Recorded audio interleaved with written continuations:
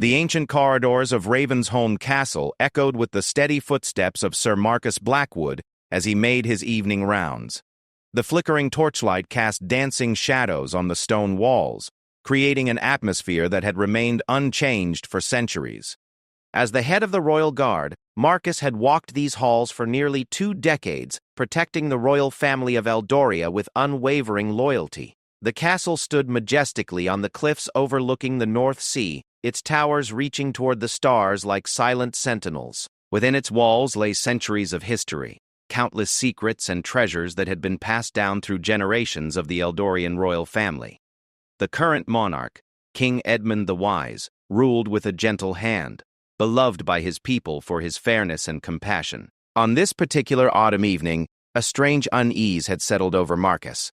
Perhaps it was the way the wind howled through the battlements, or maybe it was the unusual activity he had noticed around the castle in recent days. Several members of the court had been acting peculiarly, whispering in corners and falling silent when others approached. Even Lady Cordelia Ashworth, the king's recently married daughter-in-law, seemed different lately. Lady Cordelia had married Prince Adrian just 18 months ago, in what was considered the wedding of the century.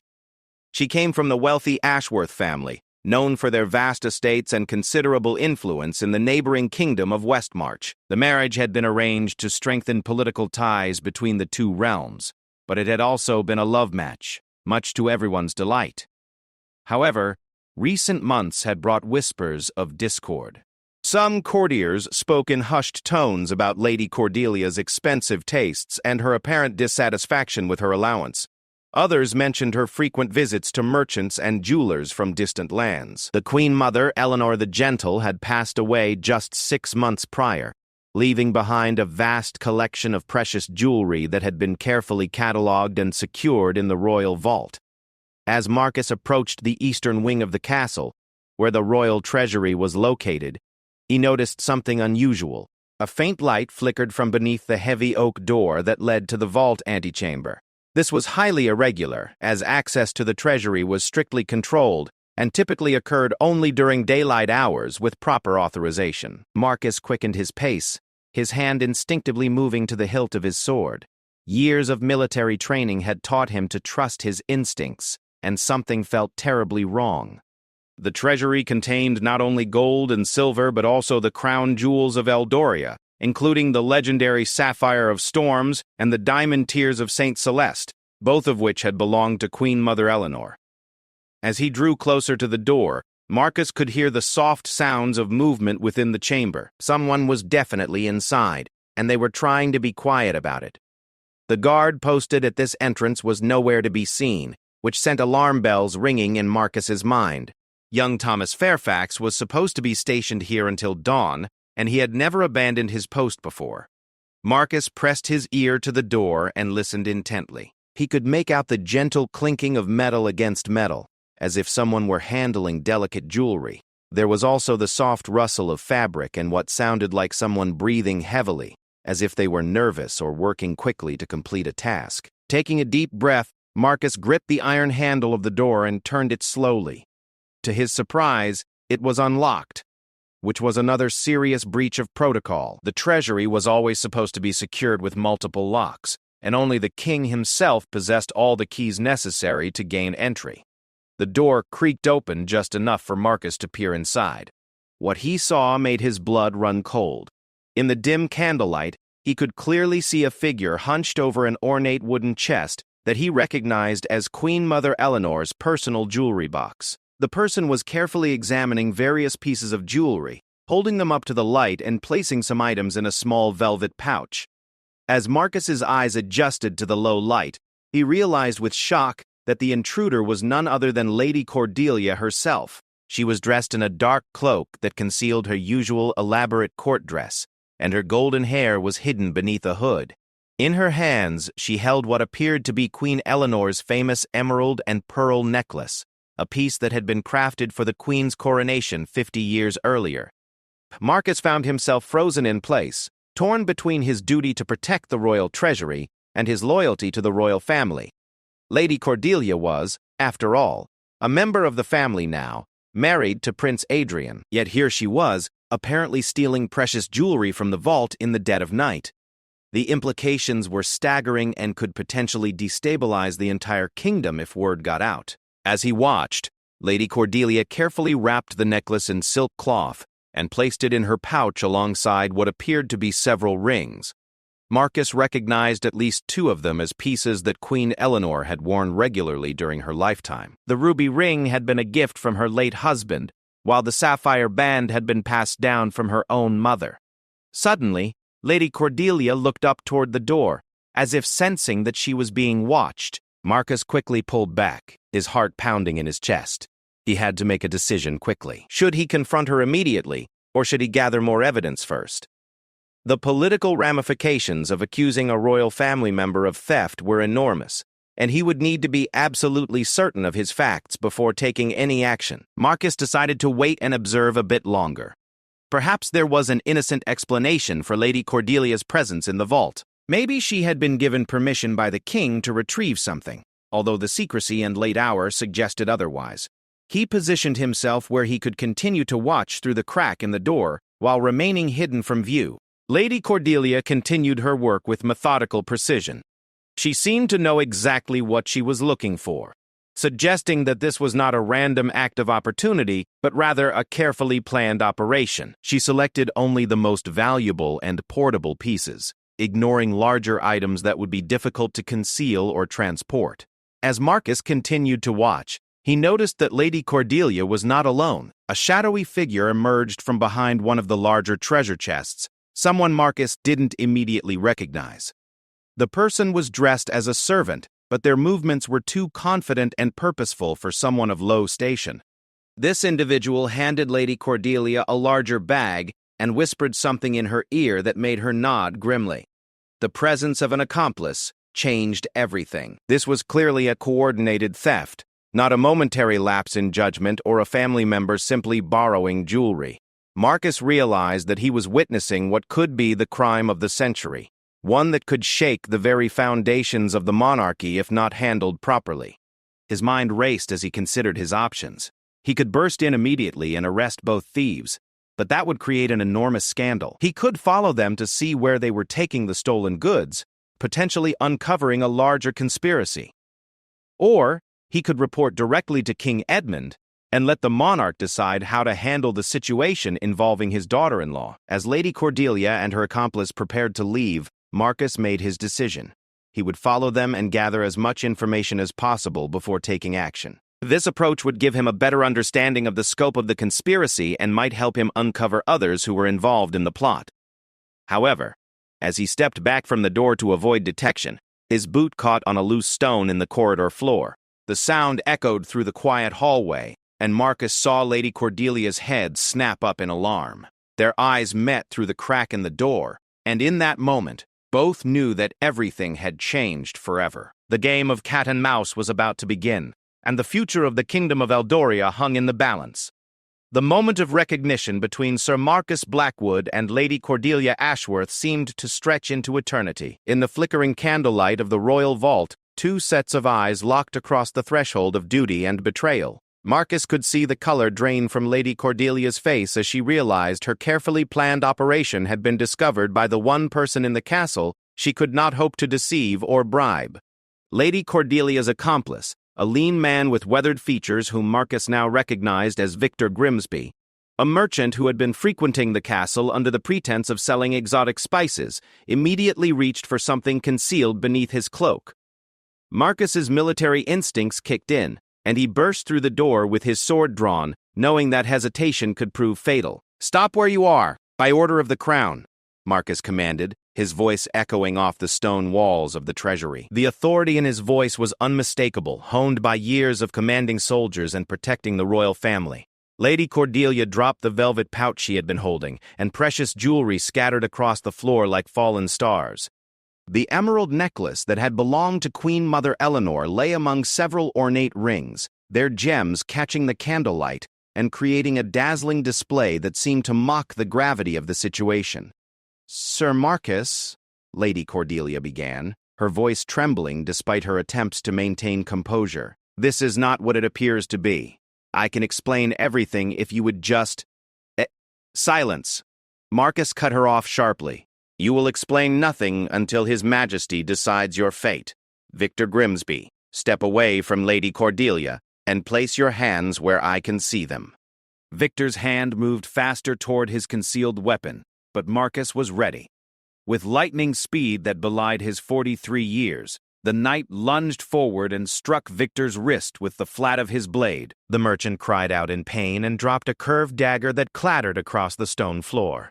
"You forget yourself, Sir Marcus," Lady Cordelia said, some of her aristocratic pride returning as the initial shock wore off. "I am a member of the royal family. You have no authority to detain me or make accusations. Prince Adrian will hear of this outrageous treatment of his wife." Marcus looked at her steadily, his gray eyes reflecting both sadness and unwavering resolve. He had watched Lady Cordelia during her courtship with Prince Adrian, had seen what he believed to be genuine affection between the young couple.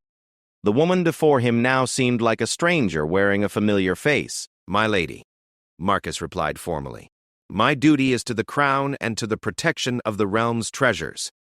What I have witnessed here tonight transcends family relationships and political considerations. The evidence speaks for itself." He gestured toward the scattered jewelry and the bags that Victor had been carrying. "These are the personal effects of our beloved Queen Mother Eleanor, may she rest in peace. They were secured in this vault by order of King Edmund himself, to be preserved for future generations. Your presence here, in the company of this merchant, in the dark of night with these items in your possession, constitutes theft of the highest order."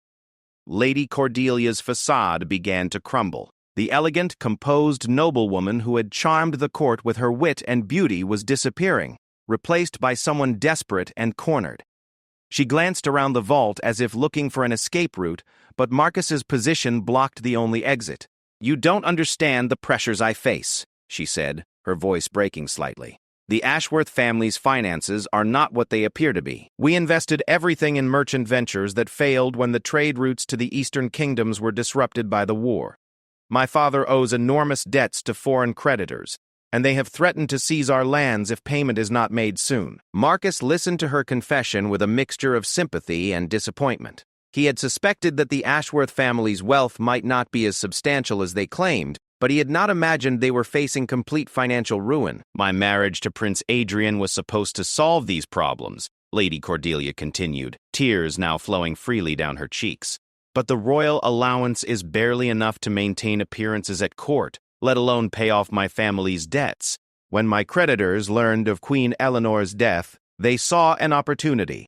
They knew about her magnificent jewelry collection, and suggested that a few missing pieces would never be noticed among so many treasures." Victor Grimsby, still clutching his injured wrist, spoke for the first time since Marcus had entered the vault.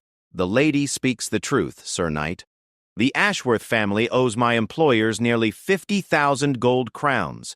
If this debt is not satisfied soon, they will take action that could destabilize trade relationships between Eldoria and our neighboring kingdoms." "And who exactly are your employers?" Marcus demanded, keeping his sword pointed at Victor while his mind processed this new information. The political implications were becoming more complex by the minute. "Merchants from the Confederation of Eastern Ports," Victor replied reluctantly. "They have significant influence over the spice and silk trades that are vital to Eldoria's economy. They do not make idle threats." Marcus realized that what he had initially thought was a simple case of theft was actually part of a much larger web of political and economic intrigue. The Eastern Confederation had been looking for ways to gain leverage over Eldoria for years, and they had apparently found it in the Ashworth family's financial difficulties. "How long has this been going on?" Marcus asked Lady Cordelia. "How many other items have been taken from the royal treasury?" Lady Cordelia looked down at the floor, unable to meet his eyes. "This was to be the first time," she whispered. "Victor convinced me that if we could take just a few of the most valuable pieces, we could satisfy the debt and no one would be the wiser. The royal inventory is so extensive that these items might not be missed for months or even years. But it would not have ended there, would it?" Marcus pressed. "Once you had given in to their demands once, they would have come back for more. You would have become a permanent agent of foreign interests within the royal family." The full horror of what Lady Cordelia had almost unleashed seemed to dawn on her for the first time. She sank to her knees among the scattered jewelry, her elaborate court dress pooling around her like a dark lake. "What have I done?" she moaned. "I have betrayed everything and everyone I claimed to love."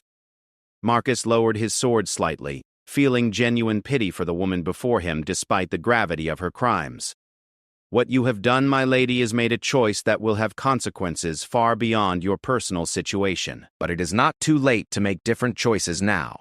He turned his attention to Victor, who had been edging slowly toward the fallen dagger. "You, however, are a different matter entirely. You are a foreign agent who has infiltrated our court and manipulated a member of the royal family into committing treason. Your fate will be decided in the dungeon." With quick, efficient movements, Marcus bound Victor's hands with rope from his belt and collected all the scattered jewelry, carefully returning each piece to Queen Eleanor's ornate box. The emerald necklace, the ruby ring, and the sapphire band were all accounted for, along with several other precious items that Lady Cordelia had selected. "What happens now?" Lady Cordelia asked quietly. Still kneeling on the cold stone floor, Marcus considered his options carefully. His duty was clear. He must report this incident to King Edmund immediately. But the political ramifications of exposing Lady Cordelia's crime could be devastating. Prince Adrian would be heartbroken and humiliated. The alliance with the Ashworth family would be destroyed. And worst of all, word might leak to the Eastern Confederation that their plot had been discovered, potentially leading to economic retaliation against Eldoria. "Now," Marcus said finally, "we will go to see His Majesty. You will confess everything you have told me and throw yourself on his mercy. You will also provide all the information you have about Victor's employers and any other foreign agents who may be operating in our kingdom." Lady Cordelia nodded slowly, understanding that her only hope now lay in complete honesty and cooperation. She rose to her feet with as much dignity as she could muster and followed Marcus out of the vault. As they walked through the corridors toward the king's chambers, Marcus's mind was already working on how to present this situation to King Edmund in a way that would minimize damage to the kingdom while ensuring that justice was served. The next few hours would determine not only Lady Cordelia's fate but potentially the future stability of Eldoria itself. The weight of responsibility pressed down on Marcus's shoulders as he realized that his decision to investigate a flickering light had uncovered a conspiracy that reached far beyond the walls of Ravensholm Castle. The real challenge was only beginning.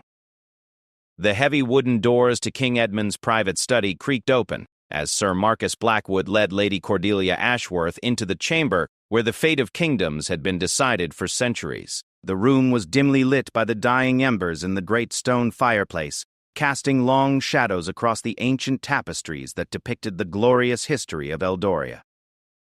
King Edmund sat behind his massive oak desk, still dressed in his nightclothes but wearing the golden circlet that marked his royal authority. Word had already reached the king through the castle's network of loyal servants, and his weathered face showed the weight of the decision he would soon have to make. At 57 years of age, King Edmund had ruled Eldoria for nearly 3 decades, guiding the kingdom through wars, famines, and political upheavals with wisdom and compassion. Never before had he faced a situation quite like this. Standing beside the king's desk was Prince Adrian, Lady Cordelia's husband of 18 months. The prince's usually immaculate appearance was disheveled, his dark hair falling across his forehead and his blue eyes red-rimmed from the emotional turmoil of the night. He had been awakened from his sleep with news that his beloved wife had been caught stealing from the royal treasury, and the shock was evident in every line of his face.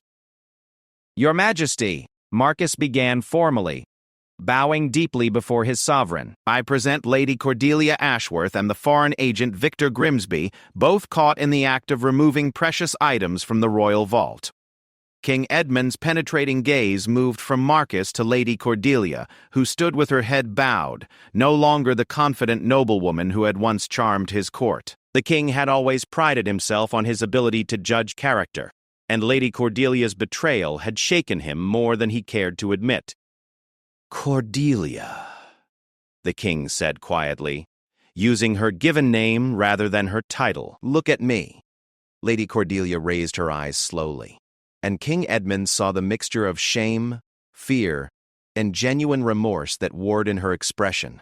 She was still young, only 23 years old, and despite her crimes, he found himself remembering the bright, laughing girl who had won his son's heart. "Sir Marcus has given me a preliminary report of tonight's events," King Edmund continued. "But I would hear the full truth from your own lips. Spare nothing, and know that your honesty now may be the only thing that can save you from the fate that awaits traitors to the crown." Lady Cordelia glanced briefly at her husband, seeing the pain and confusion in Prince Adrian's eyes. Taking a shaking breath, she began to speak, her voice barely above a whisper at first but growing stronger as she continued. "Your Majesty, I have committed the gravest of sins against your family and your kingdom." What Sir Marcus discovered tonight was not a momentary lapse in judgment, but the culmination of months of deception and growing desperation. She told the king everything. The Ashworth family's hidden financial ruin, the massive debts to foreign creditors, the pressure from the Eastern Confederation, and her own foolish belief that she could solve these problems by stealing from the royal treasury. She spoke of Victor Grimsby's role as an agent of foreign merchants and the way they had exploited her family's vulnerability to gain influence within the royal court. Prince Adrian listened to his wife's confession with growing horror and disbelief. "Cordelia," he interrupted, his voice breaking with emotion. "Why didn't you come to me? Why didn't you tell me about your family's troubles? I would have helped. We could have found another way." Lady Cordelia turned to face her husband, tears streaming down her face. "I was so ashamed, Adrian. I couldn't bear for you to know that you had married beneath your station, that the great Ashworth fortune was nothing but an illusion. I thought I could fix everything myself, but I only made it worse with each decision." King Edmund raised his hand for silence and turned his attention to Victor Grimsby, who had remained sullenly quiet throughout Lady Cordelia's confession. The foreign agent was bound and flanked by 2 additional guards that Marcus had summoned, but his eyes still held a calculating gleam that suggested he was far from defeated. "And you, Victor Grimsby?" the king said, his voice hardening. "You are a representative of the Eastern Confederation, sent here under false pretenses to infiltrate my court and corrupt members of my family. What you have done constitutes an act of war against Eldoria." Victor smiled coldly, showing no remorse for his actions.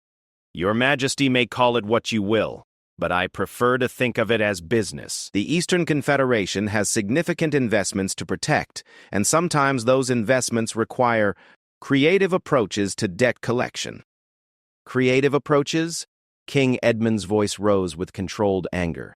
"You call the corruption of my daughter-in-law and the theft of crown treasures a creative approach? You have violated the sacred bonds of hospitality and trust that govern relations between civilized nations." "The Ashworth family borrowed money willingly," Victor replied with a shrug. "They spent it freely on their failed ventures. The Confederation simply wishes to recover what is rightfully ours. If that requires some unconventional methods, so be it." Marcus stepped forward, his hand moving to his sword hilt. "Your Majesty, this man shows no respect for your authority or remorse for his crimes. He is a danger to the security of the realm and should be dealt with accordingly." King Edmund nodded grimly. "Indeed, Victor Grimsby, by the power vested in me by God and the ancient laws of Eldoria, I sentence you to life imprisonment in the deepest dungeons of Ravensholm Castle. You will have no contact with the outside world, and any attempt to escape will be met with immediate execution." Victor's smug expression faltered slightly as the reality of his situation began to sink in. "You cannot do this. I have diplomatic immunity as a representative of a foreign power. You forfeited any claim to diplomatic protection when you engaged in espionage and theft," King Edmund replied coldly. "Take him away." As the guards dragged Victor from the chamber, King Edmund turned his attention back to Lady Cordelia and Prince Adrian. The king's expression softened slightly as he looked at the young couple, remembering his own son's happiness on his wedding day, and the joy that Lady Cordelia had brought to the court during the early months of her marriage. "Cordelia," he said gently, "your crimes are serious and cannot be overlooked. You have stolen from the crown, betrayed the trust of your family, and compromised the security of the realm. Under the law, these offenses carry severe penalties, including possible execution for treason." Lady Cordelia fell to her knees, her face pale with terror. "Your Majesty, I throw myself upon your mercy. I know I deserve whatever punishment you decree, but I beg you to consider that my family's debts were the root of all this evil. If there were some way to address those obligations, perhaps the threat from the Eastern Confederation could be neutralized. King Edmund stroked his graying beard thoughtfully. The political situation was indeed complex. The Eastern Confederation was a powerful trading partner, and their economic retaliation could seriously damage Eldoria's prosperity. At the same time, he could not allow foreign agents to operate with impunity within his borders. Sir Marcus, the king said, what is your assessment of the security implications of this situation? Marcus considered his words carefully before responding. Your Majesty, I believe we are dealing with a carefully orchestrated attempt by the Eastern Confederation to gain leverage over our kingdom. The Ashworth debts were likely part of a larger strategy to create vulnerabilities they could exploit. If we can neutralize this threat decisively, it may deter future attempts at infiltration. And how do you suggest we accomplish that? King Edmund asked. We have several advantages, Marcus replied. First, we have Victor Grimsby in custody, and he may have valuable intelligence about other Confederation agents or operations. Second, Lady Cordelia's cooperation could provide us with detailed information about the extent of foreign involvement in domestic affairs. Third, we now know the true nature of the Eastern Confederation's intentions, which gives us the opportunity to prepare appropriate countermeasures. Prince Adrian, who had been silent during this exchange, suddenly stepped forward. Father, I have a proposal that might address both the security concerns and the question of justice for Cordelia. King Edmund looked at his son with interest. Prince Adrian had always been thoughtful and diplomatic, qualities that would serve him well when he eventually inherited the throne. Speak, my son. What if we were to treat this as an opportunity rather than just a crisis?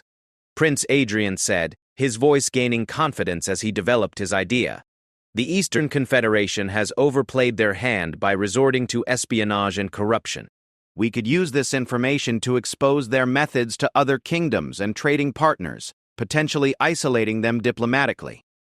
He paused, looking at his wife with a mixture of love and determination. As for Cordelia, she has shown genuine remorse and has provided valuable intelligence about enemy operations. Rather than executing her for treason, perhaps she could serve the realm by helping to root out other foreign influences in our court. King Edmund considered this proposal carefully.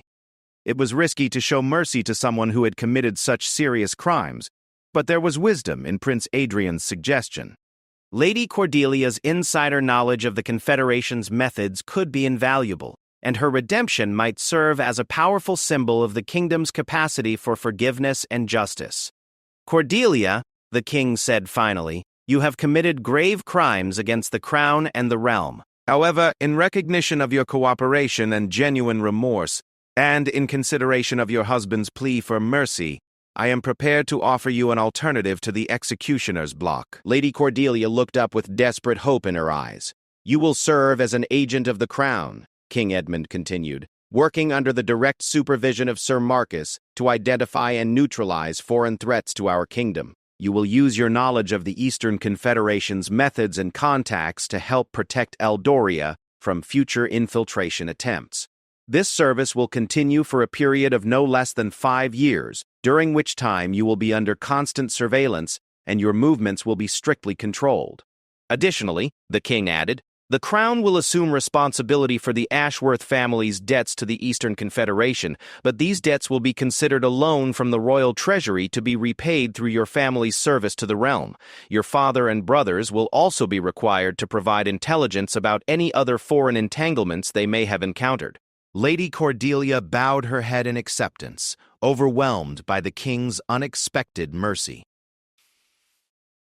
Your Majesty, I accept your terms gratefully. I swear by all that is holy that I will spend the rest of my life making amends for my crimes and proving myself worthy of your trust. As dawn began to break over Ravensholm Castle, King Edmund reflected on the night's events. A crisis that could have destroyed his family and weakened his kingdom had been transformed into an opportunity to strengthen Eldoria's defenses against foreign manipulation. The real test, however, would come in the months ahead as they worked to implement these new security measures and restore the trust that had been so badly damaged.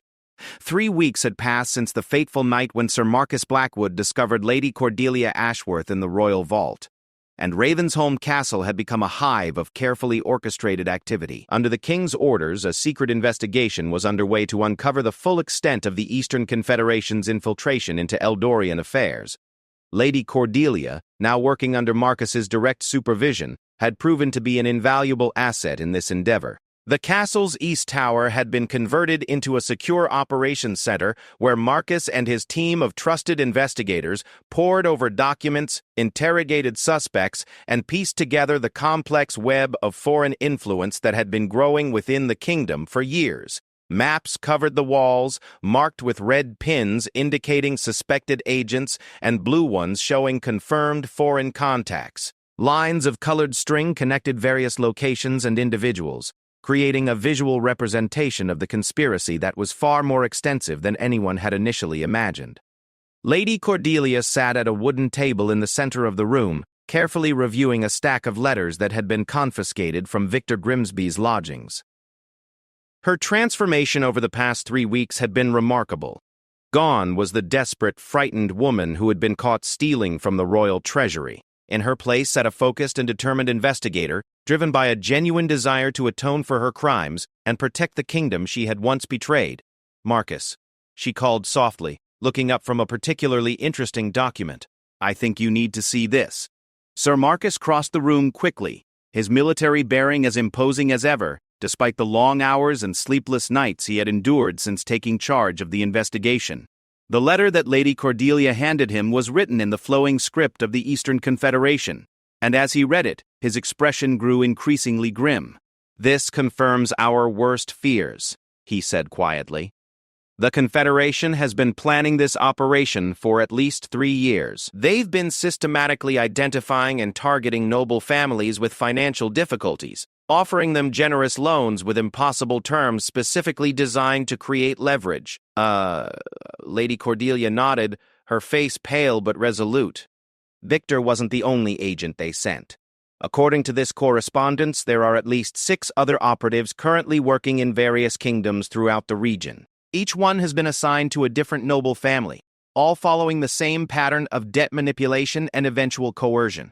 Marcus studied the letter more carefully, noting the references to other kingdoms and the specific names mentioned in the Confederation's communications. Lord Blackthorn of Westmarch, Baron Silverton of Northdale, Count Ravencroft of the Iron Islands, he read aloud. "It seems our neighbors have been facing similar infiltration attempts. The implications are staggering," Lady Cordelia said, setting down another document she had been reviewing. "If the Confederation has successfully compromised noble families in multiple kingdoms, they could potentially manipulate trade agreements, political alliances, and even succession disputes to their advantage." The door to the operations center opened, and Prince Adrian entered carrying a tray of food and steaming cups of wine. Over the past weeks, he had become an integral part of the investigation team, using his diplomatic skills to gather information from foreign ambassadors and his personal relationships with other nobles to verify suspected infiltration attempts. "Any new developments?" Prince Adrian asked, setting the tray down on a side table and moving to stand behind his wife's chair. Their relationship had been strained since the night of Lady Cordelia's arrest, but they were slowly working to rebuild the trust that had been damaged by her deception. "Several," Marcus replied, showing Prince Adrian the letter. "We now have confirmation that this conspiracy extends far beyond Eldoria's borders. The Eastern Confederation has been conducting a coordinated campaign to gain influence over multiple kingdoms simultaneously." Prince Adrian read the document carefully, his expression growing more concerned with each line. "This is essentially a declaration of economic warfare," he said finally. "They're attempting to undermine the sovereignty of independent kingdoms through financial manipulation rather than military conquest." "Exactly," Marcus agreed. "And what makes it particularly insidious is that it's almost impossible to detect until it's too late. Families in financial distress are naturally reluctant to publicize their problems, which makes them perfect targets for this kind of exploitation." Lady Cordelia stood up and walked to the large map that covered one wall of the room. She pointed to various locations marked with red pins. "Based on the information we've gathered from Victor's correspondence and my own knowledge of the Confederation's methods, I believe we can identify at least 12 noble families within Eldoria who may have been approached or are currently being targeted. She traced her finger along the coastline, indicating several port cities. The Confederation has been particularly focused on families with holdings near major trade routes. They want to control access to shipping lanes and commercial centers. Marcus joined her at the map, studying the pattern of marked locations. We need to warn these families without alerting any potential Confederation agents that we're onto their scheme. This will require delicate handling. I have an idea about that, Prince Adrian interjected. What if we were to organize a series of royal hunting parties and social gatherings? We could invite the targeted families to court under the pretense of celebration, then privately brief them on the situation and offer royal protection in exchange for their cooperation. Lady Cordelia turned to look at her husband with admiration. Despite everything that had happened between them, she was continually impressed by his political acumen and his ability to find creative solutions to complex problems. "That's brilliant," she said. "It would allow us to approach these families without arousing suspicion, and the social setting would make it easier for them to share information about any unusual financial offers or pressure they may have received." Marcus nodded approvingly. "We could also use these gatherings to observe the behavior of other court members and foreign visitors. Anyone who shows unusual interest in the invited families or attempts to interfere with our conversations could be identified as a potential threat." The investigation team spent the next several hours planning the details of their operation. They would begin with a grand feast in honor of the harvest season, inviting nobles from across the kingdom to celebrate at Ravensholm Castle. During the festivities, they would discreetly meet with the families they suspected were being targeted, sharing just enough information to gauge their reactions and determine whether they had indeed been approached by Confederation agents. As evening fell, Marcus found himself alone with Lady Cordelia in the operations center. The other team members had retired for the night, but both of them were too restless to sleep. The weight of what they had discovered was enormous, and the responsibility of protecting the kingdom from this foreign threat weighed heavily on their minds. "Marcus," Lady Cordelia said quietly, not looking up from the document she was reviewing, "do you think I can ever truly redeem myself for what I've done?" Marcus set down the report he had been reading and studied her carefully. Over the past 3 weeks, he had watched Lady Cordelia work tirelessly to uncover the conspiracy that had almost destroyed her family and the kingdom. Her dedication and genuine remorse had impressed him, but he knew that the path to redemption would be long and difficult. "Redemption is not something that can be achieved overnight," he said thoughtfully. "It requires consistent action over time, a genuine commitment to making amends for past wrongs. What you've done these past weeks shows promise, but it's only the beginning of that journey."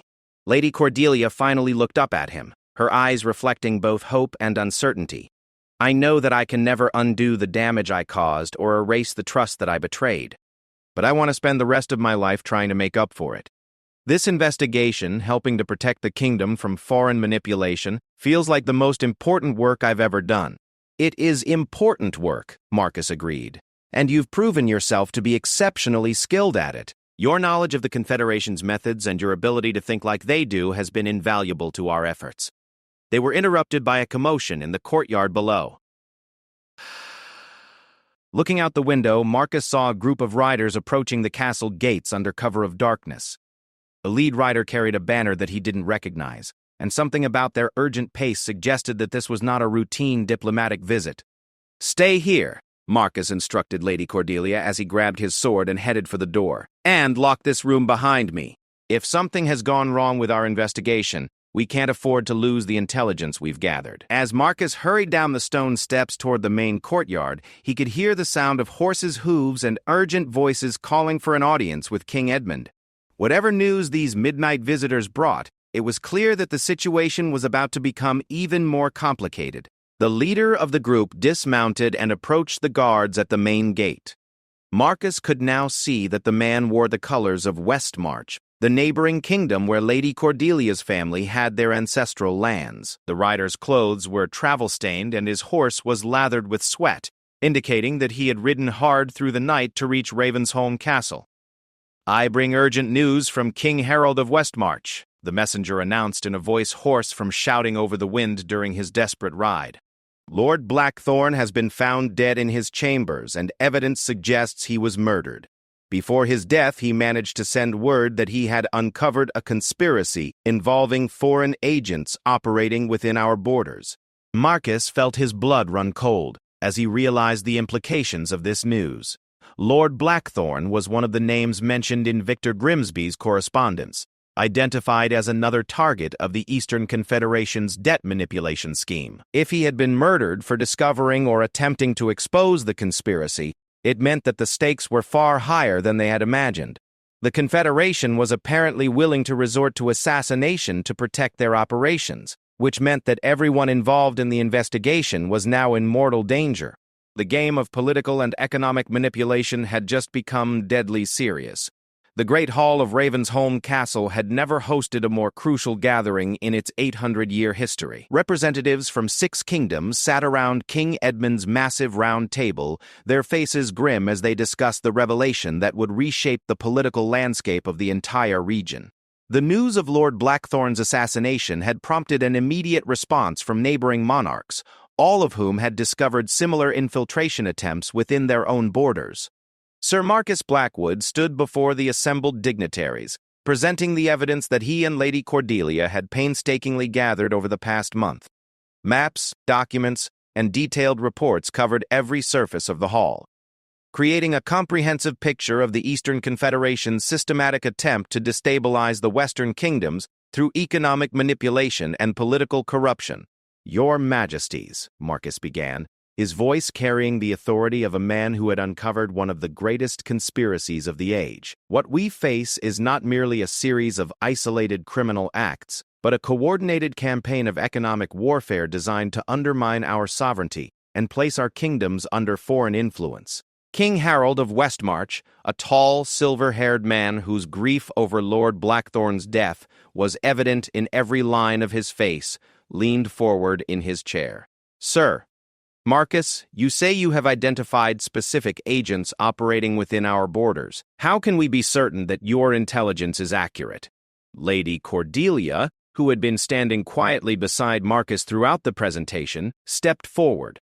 Her transformation from a desperate thief to a skilled intelligence operative was evident to everyone in the room, and her presence served as a powerful reminder of how the Confederation's methods worked. "Your Majesty," she said, addressing King Harold directly, "I can verify the accuracy of this intelligence because I was myself a victim of these same methods. The Confederation targeted my family specifically because of our financial vulnerabilities, then used our desperation to turn me into an unwitting agent within the Eldorian court." She gestured toward the documents spread across the table. "The correspondence we recovered from Victor Grimsby's lodgings contains detailed instructions for other agents operating throughout the region. The pattern is always the same. Identify noble families facing financial difficulties, offer them seemingly generous loans with impossible terms, then use the resulting debt to coerce them into compromising their loyalty to their sovereign." Queen Isabella of Northdale, a sharp-eyed woman known for her political acumen, studied the documents carefully. "The sophistication of this operation is remarkable," she observed. "They've been planning this for years, possibly decades. The question now is how we respond without triggering economic retaliation that could devastate our trade relationships." King Edmund, who had been listening quietly to the discussion, finally spoke. "The Eastern Confederation has made a critical error," he said, his voice carrying the weight of his years of experience in statecraft. "They underestimated our ability to uncover their scheme, and they overestimated their own cleverness. By resorting to assassination, they have revealed the true nature of their intentions and given us justification for decisive action." Prince Adrian, who had been serving as his father's advisor throughout the crisis, presented the plan they had developed. "We propose a coordinated response involving all affected kingdoms," he explained. "First, we will simultaneously arrest all known Confederation agents operating within our borders. Second, we will impose a complete trade embargo on the Eastern Confederation until they agree to formal negotiations. Third, we will establish a new intelligence-sharing agreement to prevent future infiltration attempts." The plan was audacious in its scope, and would require unprecedented cooperation between kingdoms that had often been rivals or competitors. However, the threat posed by the Confederation's operations was severe enough to overcome traditional political divisions. King Marcus of the Iron Islands, a younger ruler known for his military prowess, raised a practical concern. The economic impact of a complete trade embargo could be severe for our own kingdoms as well as theirs. How do we maintain public support for such measures when our own merchants and traders will suffer losses? Lady Cordelia had anticipated this question and had prepared a detailed economic analysis over the past week. "Your Majesty," she replied, "our research indicates that the Confederation has been artificially inflating the value of their trade relationships by manipulating currency exchange rates and using political influence to secure favorable trade agreements. In reality, our kingdoms would be economically stronger in the long term by developing trade relationships with other partners who operate more honestly." She pointed to a chart that showed projected economic impacts. The initial disruption would be significant, but alternative trade routes through the Southern Maritime Alliance and the Northern Free Cities could compensate for most of the lost commerce within 2 years. The discussion continued for several hours as the assembled monarchs debated the details of the proposed response. Through it all, Marcus observed the proceedings with a mixture of pride and apprehension. The investigation that had begun with his discovery of a flickering light in the royal vault had uncovered a threat that could have subjugated multiple kingdoms to foreign control. As evening approached, the monarchs reached their decision. The coordinated response would proceed as planned, with each kingdom taking responsibility for arresting Confederation agents within their borders while simultaneously implementing the trade embargo. A new intelligence-sharing alliance would be formalized within the month, with Sir Marcus appointed as the first director of regional security. After the other rulers had departed, King Edmund found himself alone with Marcus and Lady Cordelia in his private study. The weight of the day's decisions was evident on all their faces, but there was also a sense of relief that decisive action was finally being taken. "Cordelia," the king said gently, "your service to the realm these past weeks has been exemplary. You have more than proven your commitment to redemption and your value as an agent of the crown." Lady Cordelia bowed deeply. "Your Majesty, I can never fully repay the debt I owe for your mercy and Prince Adrian's forgiveness, but I hope that my continued service can help protect other families from falling into the same trap that ensnared mine." King Edmund nodded approvingly. "Your experience gives you unique insights into how foreign agents operate and how vulnerable families can be protected. I am hereby appointing you as Special Advisor for Counterintelligence, reporting directly to Sir Marcus." The formal ceremony took place the following morning in the Great Hall, with Lady Cordelia taking a new oath of loyalty to the crown and accepting her official position in the royal government. Prince Adrian stood beside her as she spoke the ancient words that bound her to serve Eldoria with honor and integrity. Over the following weeks, the coordinated response against the Eastern Confederation proved to be remarkably successful. 17 agents were arrested across the 6 kingdoms, and the intelligence gathered from their capture revealed the full extent of the Confederation's operations. The trade embargo, while economically disruptive in the short term, sent a clear message that the Western kingdoms would not tolerate economic manipulation or political interference. The Confederation, faced with unified opposition and the exposure of their methods, eventually agreed to formal negotiations. The resulting treaty included provisions for compensation to the affected noble families, the establishment of transparent trade relationships, and the creation of joint monitoring systems to prevent future infiltration attempts. 6 months after that fateful night in the royal vault, Sir Marcus stood once again in the corridors of Ravensholm Castle during his evening rounds. The castle felt different now, more secure somehow, with the new intelligence protocols in place and the knowledge that the kingdom's defenses had been strengthened against foreign manipulation. Lady Cordelia had proven herself to be an exceptional counterintelligence officer, using her first-hand knowledge of the Confederation's methods to develop new security procedures that were being adopted by allied kingdoms throughout the region.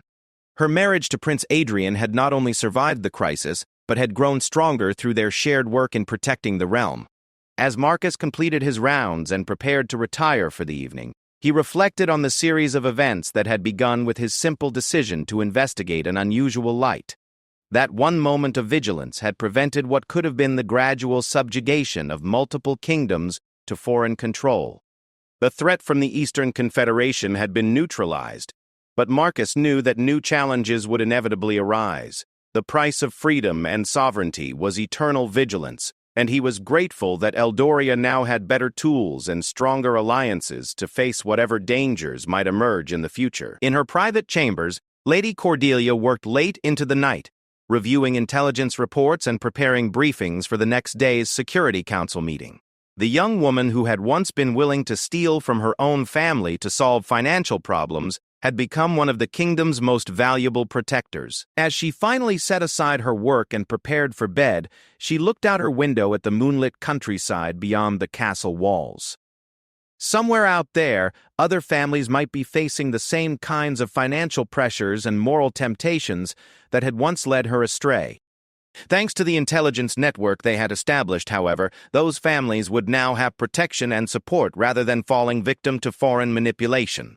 The theft of Queen Mother Eleanor's jewelry had been prevented, but more importantly, the security of the realm itself had been preserved. Sometimes, Lady Cordelia reflected, the greatest victories came not from avoiding mistakes entirely, but from learning to transform those mistakes into opportunities to build something better and stronger than what had existed before. The kingdom of Eldoria was safer now than it had been in generations, protected not just by walls and armies, but by knowledge, cooperation, and the hard-won wisdom that came from facing and overcoming betrayal.